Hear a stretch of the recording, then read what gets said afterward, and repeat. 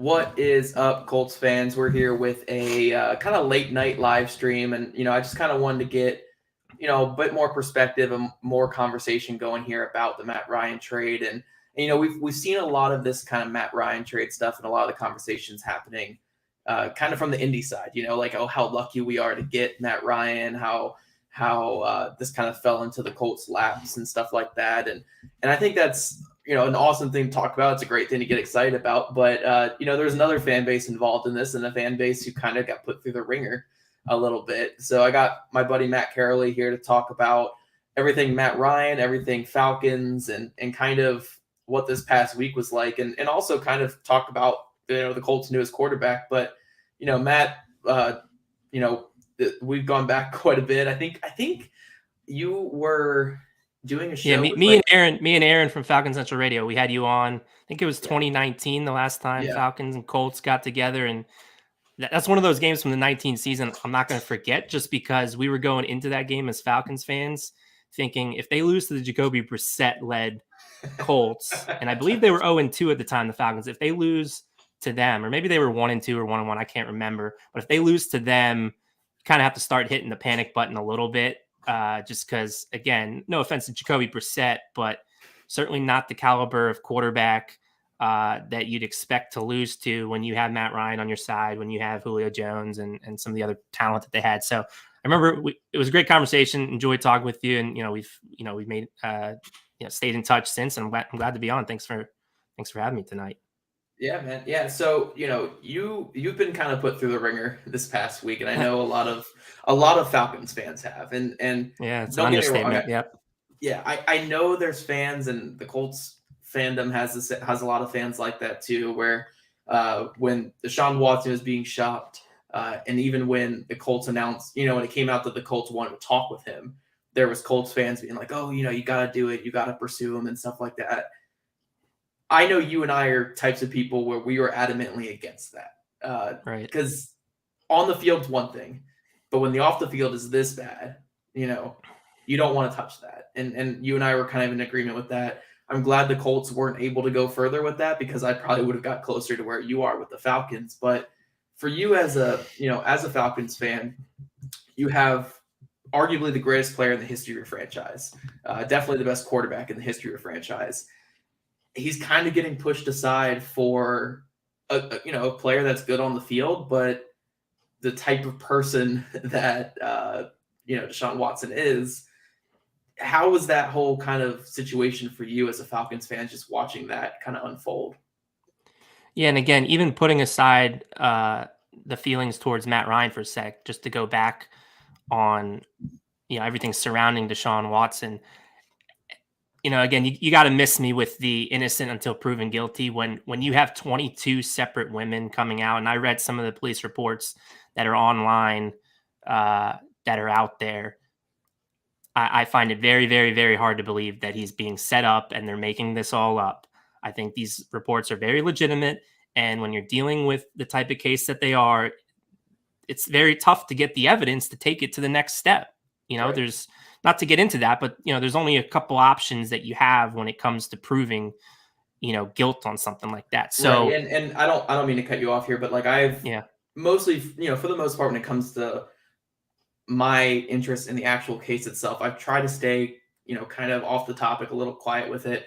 But one thing I always, for some reason, people have this misconception that women just make this stuff up all the time. Yep.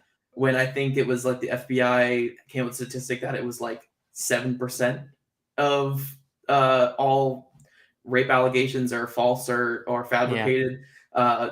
And that might even be a high number. I don't know. Like it is insane to me to believe that 22 separate women, when we've seen multiple of these counts like written out in full detail from women who don't know each other. Yeah. About this whole situation. So, I'm not here to say that he's guilty. I'm here to say you can't just come out and say he's not guilty or it's a complete setup. Like there is so much, we can have the court of public opinion in a way where it's like, there's something off about this, you know? And Sports Illustrated had a really scathing article on it from one woman's account who she didn't even put her name in to the cases. She didn't even press the charges. So she has nothing to gain from any of this. She just again, wanted to tell her story because she didn't want this happening to anyone else in the future. And Sports Illustrated was able to corroborate everything she was saying 100%. So again, I don't buy any of that this is all made up. This is all fabricated. I think there's something seriously wrong and demented with Deshaun Watson. And again, for my favorite team that I've loved for 20 years, put me in the ring through the ringer in other ways that everyone knows, 28-3 in the Super Bowl, and for me and others to still stick with them, and this to be the breaking point, that should kind of tell you how damning this situation really was. So there's that to it. And then, like you said, Matt Ryan, in my opinion, without a doubt, the greatest Falcon of all time. Yeah. Again, there's better talent, Deion Sanders, Julio Jones, maybe better talents, individual talents, but they didn't make the contributions or have the staying power that Matt Ryan had and kind of changed the culture. Because, yes, they had a couple years here and there. They went to a Super Bowl in '98, but this is a pretty poverty-stricken franchise for most of their time in the NFL. And Matt Ryan comes, they draft him 3rd overall. And, from his very first pass, 65 yards to Michael Jenkins for a touchdown. I mean, he really turned this team around, put them on the map, made them relevant, made them playoff contenders. They have 14 playoff appearances in their 56-year history, and 6 of them have come during the Matt Ryan 14 years. So again, I'm super pumped for you guys. I'm excited to watch him in Indianapolis because, I do believe he's got more left in the tank, and we can get into it in a bit. But I think Colt's got a great one that really has, can stabilize their quarterback position. I don't think just for a couple of years. I mean, I know that's what the contract's going to be, but I do think Matt Ryan can play till he's 40, 41, like Drew Brees did in New Orleans. Yeah, Chris Ballard came out and said that we have him for the next 2 years, but we hope it's longer than that. And I think I'm in full agreement. From everything I've seen so far on film, and the biggest takeaway I've had in my mind is what you just said. Stabilize this quarterback position, because they expected to have Phillip Rivers for more than 1 year. They didn't. They had the whole Jacoby Brissett year, like you mentioned, the Carson Wentz disaster. This is 3 straight years of just instability. Yeah, what is it? 6 years? This will be their 6th different starting quarterback in the last 6 years. I mean, it's pretty well documented how unstable the position has been. And again, Matt Ryan can bring that stability now for these next 3-4 years, I believe. Right. And before we kind of talk about the on-field ability and everything that Matt Ryan brings on the field, you covered this team for a bit. I don't know how much you've been involved with covering the Falcons the last couple of years. Have you kind of stepped away from writing? No, I mean, I started writing back in the 2016 season. So I wrote for a couple of years from 2016 to 2018, 2019. And then I gravitated towards the podcasting world for the last couple of years. Had my own podcast with the guys over at Sports Talk ATL this past year. But, just got to the point where it became exhausting watching this team and where they're heading. And now, obviously, I think they're going to be heading towards some dark times here as they try to rebuild this thing from the ground up. But yeah, so I've been covering the team now for the last 5 to 6 years. Awesome. So when it comes to, oh gosh, all those comments there. Yeah, I'm expecting some Falcons fans probably checking in. Yeah, so guys, if you are a Falcons fan that is trying to check in and stuff like that, to leave comments, you have to go to either my YouTube, which is Zach Hicks on YouTube, or the Horseshoe Huddle YouTube account. You can leave comments that way. For some reason, it's, they don't let people leave comments from Twitter anymore, like that we can put up on the screen. Right. So Deep Patel is in here. He's in here talking because he's on through the YouTube channel, so you can go on through there.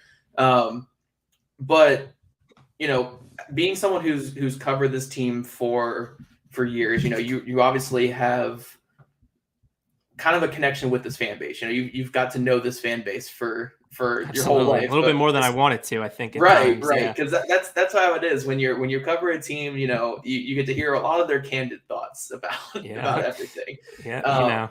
So for Matt Ryan in Atlanta, kind of in that city of Atlanta, for this fan base, kind of what was he? Not just on the field, but kind of off the field and as a figure in Atlanta for the last, a decade and a half? Yeah. I mean, there's 2 ways to take this conversation. The first way, the reality, Matt Ryan's been nothing but great for the city. Off the field, when all of the racial injustice was really at the forefront of our society. Matt took it upon himself to create this charity called Advancing the Lives, ATL, of the Black community. Created a GoFundMe that raised over $1 million, and now has since been dispersed in a variety of different ways. And most in particular, like with the inner city youth in schools for the Black community. So again, I expect nothing different from him in the Indianapolis community. I think you guys are going to love Sarah Ryan on Twitter. If you haven't followed her already, she's great. Both of them are going to be just great. And I'm so looking forward to see them, take what they've kind of built in Atlanta and kind of carry forward to Indianapolis. So, as far as on the field, obviously, if you're a football fan, you know what he's brought to you off the field, on the field, but off the field, he's just as good. He's unmatched. Always a class act. I think you guys probably saw it in the press conference yesterday. Now, as far as what the perception of him sometimes is, and I think, it always beat me up, and it again, very exhausting conversation that really kind of divided the fan base on Twitter and kind of became a civil war over the last couple of years. And that's kind of what I'm excited to also get out of and not see anymore, because there probably wouldn't go a day on Twitter where there's Matt Ryan discourse as far as, is he the guy, or is he the answer? Is he the problem, or all this kind of nonsense that, again, you've seen in your comments sections on Twitter that you get when you cover the team and kind of grow your following. So again, I think Falcons fans are going to learn and see that, what's that old saying? You don't realize what you have until it's gone. Yeah, the grass isn't always greener. Grass isn't always greener. That's another one that applies here. Again, Matt Ryan stabilized the quarterback position in Atlanta, something that they never really had prior to 2008. Like, they had Michael Vick for a period of time from like 2002 to 2006. So you're only talking 4 or 5 years, and he was hurt for one of those years too. Prior to that, they had the likes of like Chris Chandler and Jeff George was a name that was in Atlanta for a year. I know he's a former Colt as well. Before that, Steve Barkowski was the best guy. And I know if you're not an in-depth football fan, you're like, who's that? Like, that was their best quarterback. So again, Falcons can easily find themselves in that same position if this new regime can't hit on a quarterback. And it's extremely hard. I mean, you guys know, you've gone through now every year to try to just find someone to stabilize that position. And again, you got an older veteran in Matt, so you're still looking for that young guy, that Patrick Mahomes or Justin Herbert, but they don't just grow on trees. Like, you have to get insanely lucky. Falcons got insanely lucky to hit on Matt Ryan in 2008. And so again, I just never got the discourse. I never got the hate towards him, because he gave everything he could. If it wasn't for 1 in 10 million odds chance, that's my buddy Arista right there throwing the Joey Harrington at us. That was a dark, dark year in 2007 prior to Matt Ryan.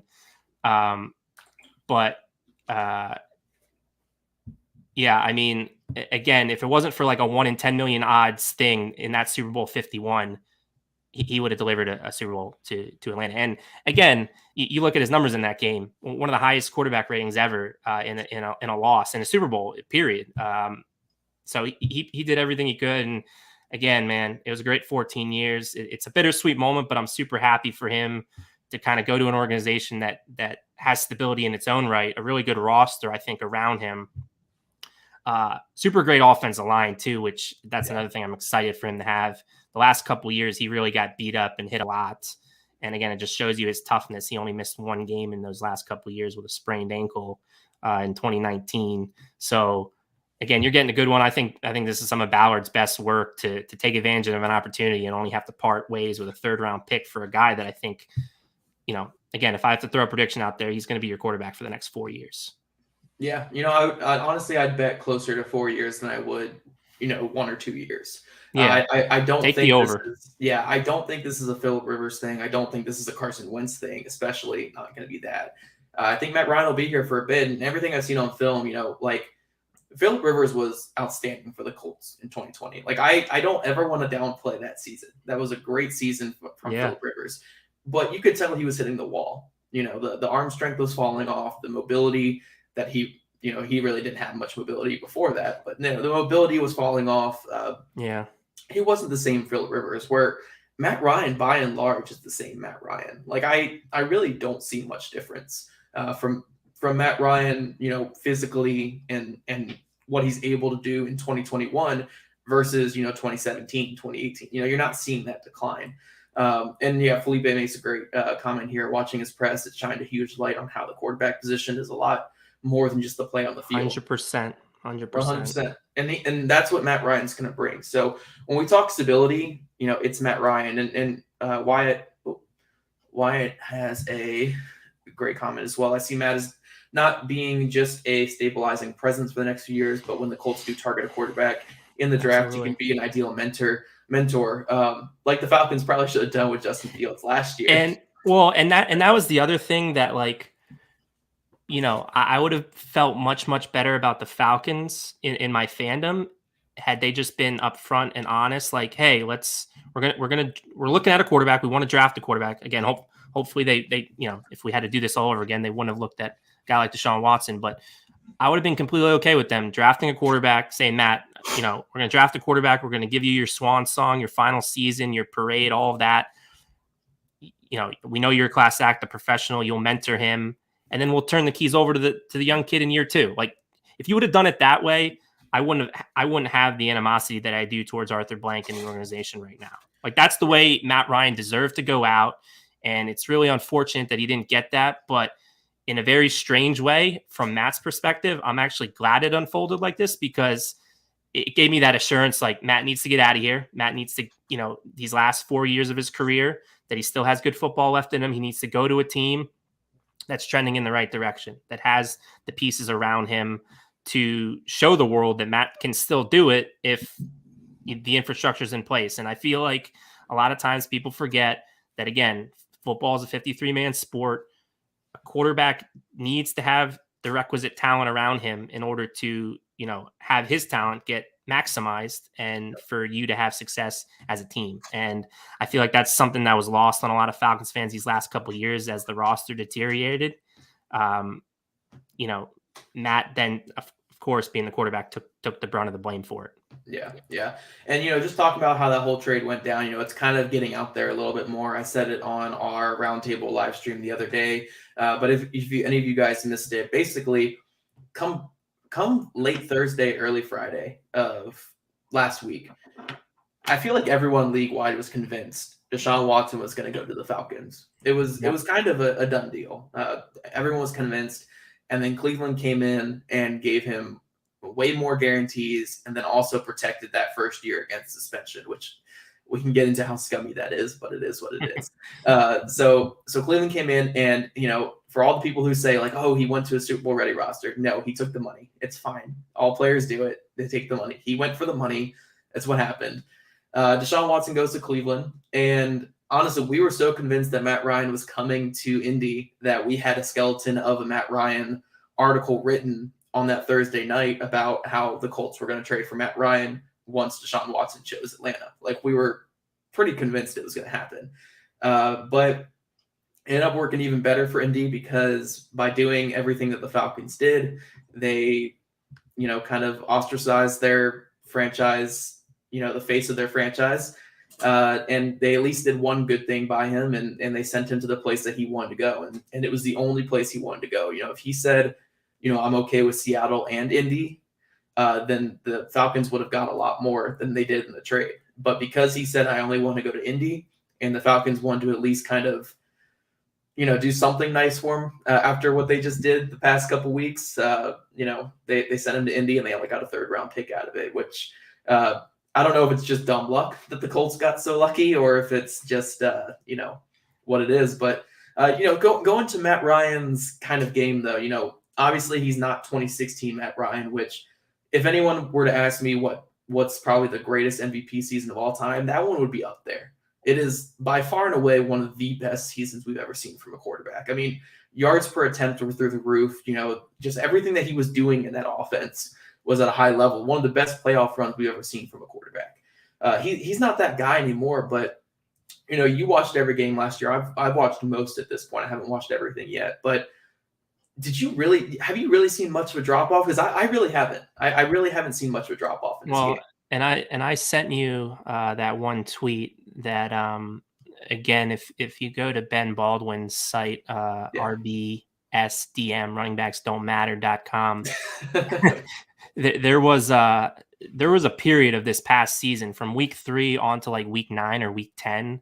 Oh, he was insane. That Matt Ryan was playing as well as any other quarterback. He was up there as far as he had a couple games. It was the New Orleans game's a big one. I know huge. Miami was great. Miami was great too. Yeah. Yeah. He was on a tear, and I think it was the Miami game for me where I was watching and I was like, man, he is just spraying this ball wherever he wants. And the deep ball too, right? The deep ball. Oh my gosh. Yeah. It was insane. Yeah, just dropping it in a bucket to Kyle Pitts, and it showed you how much of a freak Kyle Pitts is. That was a good. Yeah, we need to convince Atlanta now to send Kyle Pitts to Indy, and then we'll be good. I'm glad you brought that up because I mean, what are the chances there's a reuniting of Julio Jones and Matt Ryan? And see, we can get into that a little bit for sure.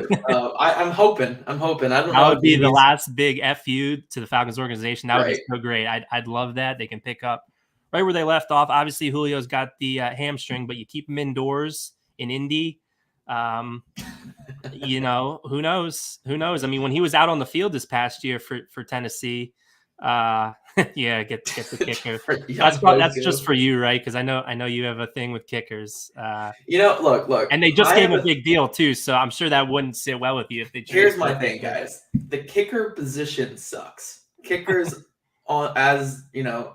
that's probably the one thing I'm not looking forward to maybe watching Colts games this year is that Falcons have had it pretty good with kicker too. I mean, he's been so automatic. So like I kind of got spoiled and I don't know. I mean, I know Rodrigo Blankenship's a Georgia guy. So, Falcons fans will probably enjoy that part of it that they'll watch Colts games, but I know he's not as automatic as Kuz. So that probably won't be as fun, but yeah, I mean, that would be great if Julio Jones and Matt Ryan can get together for one more run. Put him in the slot, let him feast in the slot. Yeah. I don't know if it's going to happen, but for me, if I were Indy, just take the shot, like a 1-year prove it deal. Yeah. Maybe he wants more than that. Maybe that's why they're not, pursuing him. Who are the competitors though? Like I'm thinking Green Bay's maybe him and Aaron Rodgers. I can see them maybe linking up, but other than that, I don't. Maybe Kansas City now because they just traded Tyreek Hill. But I don't know. Like I feel like the Colts are up there as far as his suitors go, and don't have a lot of competition there. Yeah, we'll see. I mean, Indy has the cap space. They have, still moves they can make. But going back to kind of Matt Ryan, you said there was that big stretch where he was a top quarterback last year. But then I'm not going to say it unraveled because he didn't play horribly down the stretch, but it was more kind of middling play. Yeah, he had some misses. He had some misses in the Jacksonville game that were a little uncharacteristic. But again, that just goes to show you almost how perfect he had to be for the team to have success. Like his misses got magnified, and I think people lost sight of like how accurate of a quarterback he has been for the duration of his career. I mean, other than Drew Brees, when he was at his highest point, there weren't many quarterbacks more accurate than Matt Ryan. I mean, he's consistently averaging the 67, 68 percentile, for completion percentage, and even like completion percentage over expectation. He's always been in the positives on that number. So I think that's another thing to expect. He's always on time. He's always in rhythm. He can throw guys open. He throws to spots as well as anybody. So you got that accuracy that, again, I think Carson Wentz, you saw you didn't have that from him. He took chances. He was erratic with his throws at times. Matt's going to take those layups that Chris Ballard wants to see, that infamous quote that he's thrown out there quite a few times that I've enjoyed. So he's going to give you the stuff that Carson obviously did with that. And then, just from as a leader in your locker room, I think he's going to command respect right away. It was cool to see him, get lunch with Quentin Nelson and Ryan Kelly right off the bat on his visit. So there's that. And then just another point too to throw in there. And I think I commented on one of your tweets on this. The reason I think Matt's still going to have so much staying power is he's never relied on like elite arm strength or uber athleticism like some of these other, high profile quarterbacks now rely on. He's always relied on his intangibles, his football IQ. And again, just always being on time, always being in rhythm, and then the mechanics. He's always been teach tape for a lot of quarterbacks as far as mechanics goes. And I know, you're going to continue to dive into that this off season, and you're going to really, enjoy what you see there. Because he's always been, great from the ground up as far as his footwork goes. And I just think because of those reasons, he's going to have that staying power, and you don't necessarily have to worry about a drop off because, again, he's not relying on like the things you would rely on when you're younger in your career. Yeah, I know. Matt Ryan with mechanics, and I don't want to say too much before because I want to save some for articles and stuff. Yeah. But Tom House is the guy who founded 3D QB, the most famous, quarterback mechanics lab, basically, in the country. They work with, almost 30 of the starting NFL quarterbacks. I think it's like 28 of this past year. They worked with 28 of the starting quarterbacks in the NFL. Tom House is known for working with Drew Brees, working with Tom Brady. But then he kind of passed on, the football side of it to Adam Dado. And then Adam Dado, his legacy started, the guy that he really kind of started with first, where Tom House was Tom Brady and Drew Brees. Adam Dado's was Matt Ryan. That was the guy that he worked with early on. And you can see, I talked to Dado for like an hour last year about Carson Wentz and stuff, and he brought up a lot of examples of quarterbacks he's worked with and stuff. And he talked about Matt Ryan quite a bit. And a lot of the individual things and drills that Dado talked to me about was stuff that I see in Matt Ryan's game. The biting the hamburger thing is a very Tom House and very, it's a very 3D QB type of thing. You can always see Matt Ryan's hand right up here because you're biting that hamburger. He's keeping that front half tight.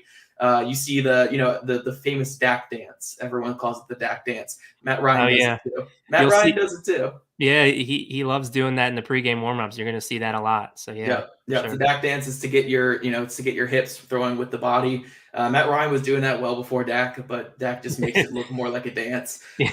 So he's kind of the teach tape quarterback for 3D QB's type of quarterback. Where Tom Brady was the teach tape guy for like when Tom House was running it.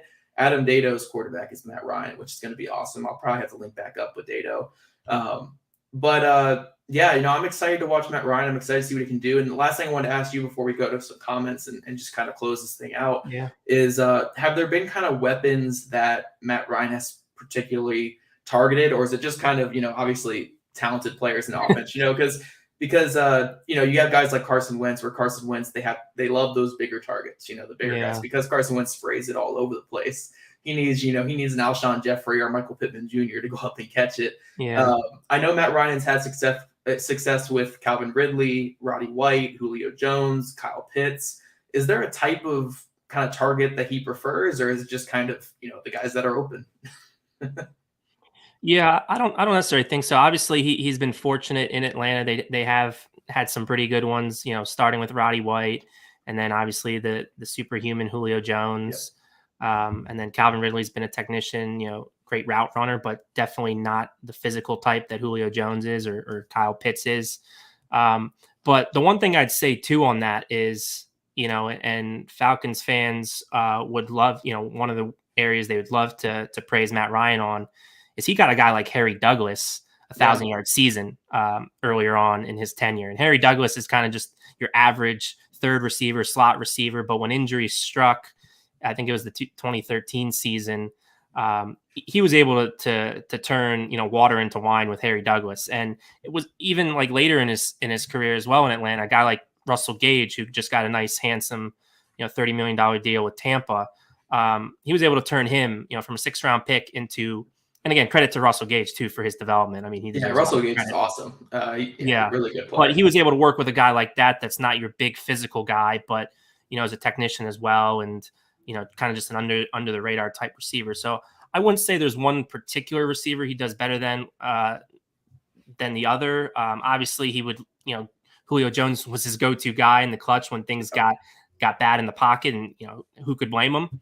I am excited to see, because I think Michael Pittman has that physical quality, that big body receiver quality, and he certainly emerged in year 2 for the Colts. So I think that's going to be a great pair.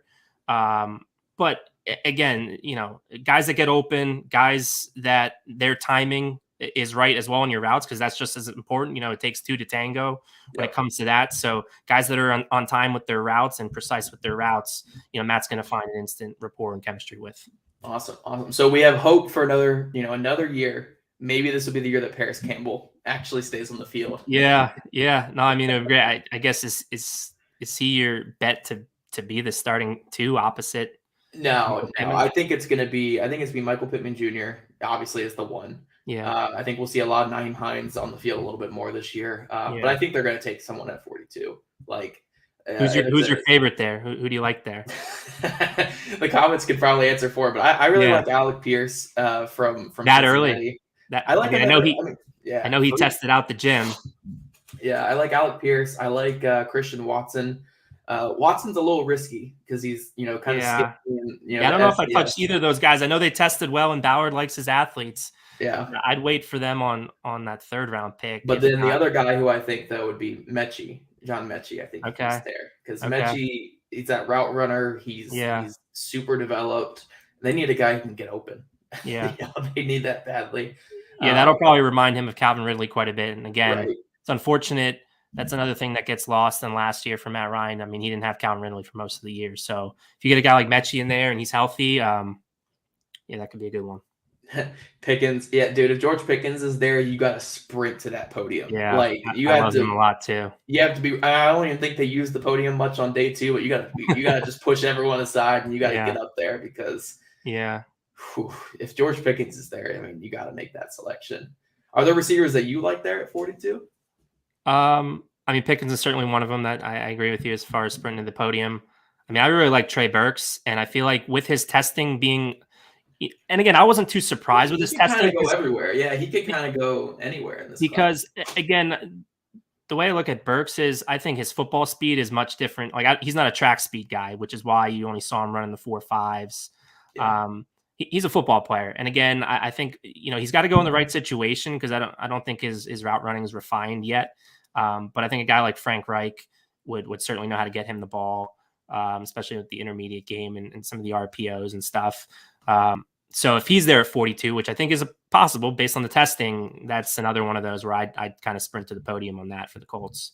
Awesome. So let's go to a couple of the comments here, and then we'll close this bad boy off. But best quarterback we could have gotten, 100%. Outside of and he actually mentions it here, outside of Russell Wilson, but again, there's no way she would have wanted Indy.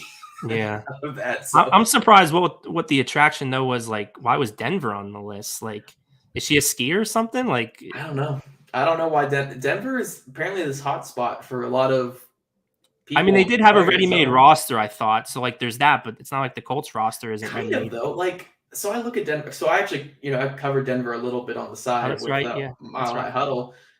Denver has better receivers. Yeah, definitely. And I think better like pass catchers, overall. But like their offensive line's not very good. From covering now they don't have Munchak either, too. Yeah, they don't have Munchak. The offensive line's not very good. The running back group is okay. Like I think the rookie they had last year was really solid. On defense, they have some pieces. Pat Surtain's awesome. Randy Gregory's great. Justin Simmons is great, but I mean their linebacker group is terrible. Their interior defensive line outside of Draymond Jones is rough. Yeah. I don't know. I just don't think that like. It's obviously not the place to talk about it, but I don't really think they're a playoff team, honestly. Well, in that division, I mean, it's I think they're brutal. I think they're the worst team in that division, honestly. But it is what it is. They were last year. Talking some more stuff here. Love the title, former Falcon fan. So I put it with a question mark too. I mean, former, I guess, isn't wrong, but I'm paused again. That's why I put the question mark in there. That's why. Yeah. No, that's fair. Falcons fans are low-key Colts fans this year. I don't even think it's low-key, man. I think it's again, you're going to get a lot of them, and a lot of them, I've seen they've changed their like avatar to Matt Ryan Colts stuff. You're going to get a lot of them because again, there was a lot of them that were on the right side of this argument and really appreciated Matt Ryan for his time in Atlanta. Yeah. All we want right now is for him to win a ring, and Colts obviously was the best position for him to get that. So I'm pulling hard. I'm excited to watch this because. I do think, I mean, again, and I don't need to say this on here because you guys all know, but I've been telling my friends and stuff, Colts were like the scariest team in the AFC heading into week 17. And then Carson Wentz pissed his pants the last 2 weeks. And yeah. That's the best way to say it. Pissed his pants down. Yeah. I mean, that's Carson Wentz, though. He goes brain dead a couple times a year. I mean, the highs and the lows. You don't have to worry about the volatility with Matt Ryan. Oh, that's my word. That's you saw me on Twitter this past year. Anytime I mentioned that word, it was a cesspool of my mentions. But that is the ultimate. The truth word. Hurts sometimes. The truth it's hurts. The ultimate word to describe Carson Wentz. He is volatile. That's it. Like it's fine. It could be volatile. It's just it's a mess. But Blue Nation says now we need to go get some weapons. They do. I mean, they got 3 really good weapons for him right now. They have Michael Pittman Jr., Nyheim Hines, and Jonathan Taylor. Mm-hmm. You need more than 3, especially if 2 of them are running backs, though. You need a little bit more than that. But I was super excited seeing how Matt Ryan was utilizing Cordarrelle Patterson as a receiver and a running back last year. I was watching big fan favorite. I mean, that was probably the best part about last season. There wasn't a lot to hang your hat on, but his emergence was special. It was fun. Yeah, and I was seeing that, and I was just getting excited for Nyheim Hines with Matt Ryan. True. That was true. Oof. I mean, certainly Hines is more shiftier, whereas like Patterson's a tank, 6'2", 220, and can run fast. But yeah, I think Matt's gonna use Nyheim as that safety blanket, and I can already picture some Texas routes and just him in the slot, just doing the little stick nod to the right, and Matt's gonna find him because Matt's always been great in the intermediate, and I think that's gonna be perfect for Nyheim. Yeah, it's gonna be great. And then David asked, why do you think there was that fall off after week 9 with Matt Ryan last year? Again, there were some misses, but I was super disappointed with Arthur Smith. I really loved that hire when it happened, and he didn't really do it for me as a play caller. Yeah. Like you might have seen some of my tweets during the Dirk Cutter days, but I was a huge Dirk Cutter slanderer. Yeah. I hated Dirk Cutter, but honestly, Arthur Smith wasn't any better, if he was better at all. And very predictable play calls at times. Putting Matt and the offense behind the chains with second and long runs, which are one of my biggest pet peeves. I think any football fan hates. Okay, wait, I gotta stop you there real quick. You might be a little upset at times this year watching the Colts thing. Well, and that's the thing with watching football. It isn't just Arthur Smith and the Falcons. Like a lot of play, like even Sean McVay, who gets praised constantly and just won the Super Bowl. Like even he does second and long runs. Like I just don't understand why they think it's a good idea, especially in today's analytically driven football world. Like why are we still doing this? I don't mind it when. So for me, I think it's fine if you're like in shotgun and you see like a 5-man box, or if you have Jonathan Taylor though. I mean, there's an excuse there too, right? But Falcons didn't have a Jonathan Taylor, so there's no excuse. But that, I mean, that's a lot of what I place the blame on, and also the talent too. I mean, Calvin Ridley was no Calvin Ridley. Yeah. I mean, Kyle Pitts is very good, and it's going to continue to be very good. But you are still dealing with a rookie, and for him to be the focal point of your offense as a rookie, that's a tough ask. And then obviously they had Cordarrelle Patterson, but he kind of fell off too. Like I think that's there was a connection there as far as the drop off in the offense as a whole was when he started to cool off too. So I'd say all those things probably contribute to it.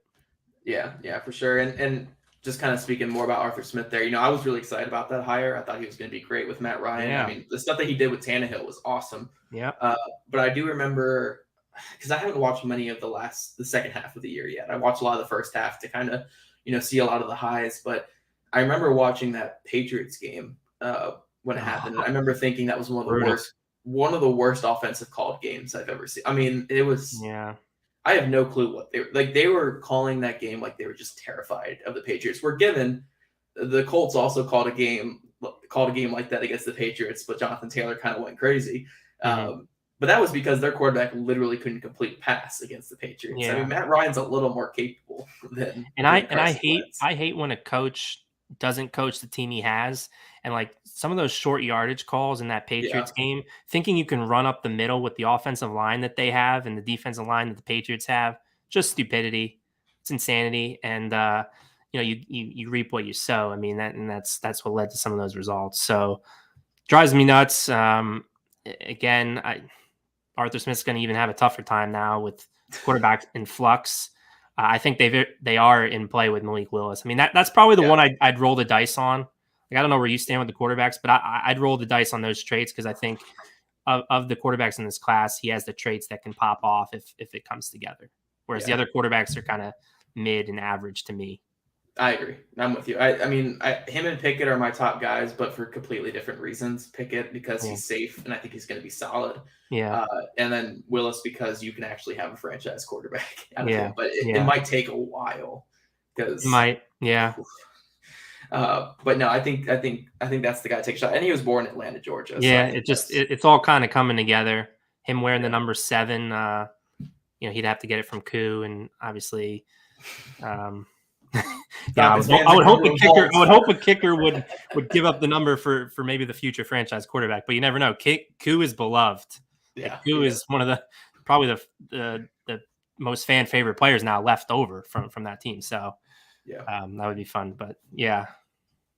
Last question we have here from Wyatt about Reggie Wayne developing young receivers, and I know this isn't very much towards this conversation or anything, but one thing I will say is wide receiver coaches and position coaches really don't do much developing. They do a lot more of showing these guys how to watch film, how to pay attention to detail, like you said, and putting them in right positions to make plays. So it's not really too much like developing their technique or anything. These players kind of have to do that really on their own. But when it comes to, like you said, attention to detail, showing these guys how to watch film, how to study their game, and putting them in right positions, I think Reggie Wayne will be great at that. So one thing too, and I was excited to see this because I was doing some research on the Colts last night, and to see that he got hired, I was pumped about that. But another thing that he might be able to provide is like a recruiting aspect in free agency, and having him in the building. That's another easy way to get Julio Jones to the Colts, because again, that connection, what's not to love? I mean, they're both 10,000 plus yard receivers in their history. I mean, they can relate so much. So there's an aspect of that when you got coaches like that in the building, like Kevin Mawai too, like your assistant offensive line coach, Hall of Famer, that can help you recruit other offensive linemen in free agency. Mike Mitchell at safety. They have Cato June at linebacker coach. I mean, they literally went with all the players. Love their coaching staff. I mean, it's great staff that he's continued to build and kind of overturned as guys have departed for other jobs. Yeah, they have to be the only team ever who they've won 0 playoff games the last 2 years, and they lost their offensive coordinator and their defensive coordinator to head coach. Yeah. Were you because I was beginning to think maybe Eberflus wouldn't get scooped up, and I was kind of surprised that then he did get a job. Were you surprised at all that he got hired? I know he was hotter, I feel like, in previous years, and then it was just like this just happened to work out for him. I think so. We started to think it was going to cool off because the end of the year for the Colts just wasn't great. Obviously, who's going to hire a defensive coordinator of a team that just missed the playoffs? I think there was kind of that. But once Poles got hired in Chicago, and they were kind of like they want a defensive center coach because they want to get back to their Chicago roots of like their Lovie Smith types. And Eberflus is a Lovie Smith kind of disciple in a way. It made a lot of sense, and we kind of got the sense, when it came down to the wire, that it was going to be him or maybe like a Leslie Frazier could have got it, but it was pretty much going to be Eberflus. So it was kind of shocking beforehand, but we kind of had that lead up where, at least personally for me, like it was going to happen. Right. But it is what it is. They got Gus Bradley now, who's a long tenured defensive coordinator. Yep. Brings a really good staff with him, and so yeah. Do you guys take anything away from this conversation tonight? Matt Ryan still has it. Is a great leader. And the Colts need to sign Julio Jones. Julio Jones. That's the biggest thing. That's how we get all of the Falcons fans. Yes, I mean that would make me so happy. I'm already on the bandwagon, so hopefully Colts Nation can embrace me for however long I'm here for. Again, I think Matt Ryan's going to be there for 4 years, so he'll probably have me for 4 years, if not longer. Because again, Arthur Blank's 80, and until he's not the owner of the team, I'm pausing my Falcons fandom. So. Yep. So guys, go follow him on Twitter. I think that's your Twitter username. Yep, that's my Twitter handle there. I don't know how you actually got your whole name without any numbers or anything. That's impressive. Yeah. I just kept it very basic and straightforward. I thought about like fusing something like I for those that remember like the AOL AIM screen name days, my one screen name was Matt Atlanta Falcons. So I thought maybe doing that, but I never wanted to like attach my Twitter too much with Falcons. Obviously, like I tweet mostly about the Falcons and football, but I just kept it basic, just kept my name. And now, man, the fact that people like just know me by Karoly, and like there's a whole faction of Falcons Twitter that hates me, we all get it, which is kind of cool. I mean, it's a sign of respect, right? Like I'm sure there's a faction that doesn't like you, Zach, just for your hot takes or bold takes on certain Colts related topics. It just comes with the territory, right? So I feel like I'm generally kind of liked, but there's definitely a sect that doesn't like me. I mean, you get to a certain point with your following, there's always a section that just hates you for whatever reason. Yep. And then we'll end this on one last question here from Deep Patel here about does Matt have a good relationship with Julio?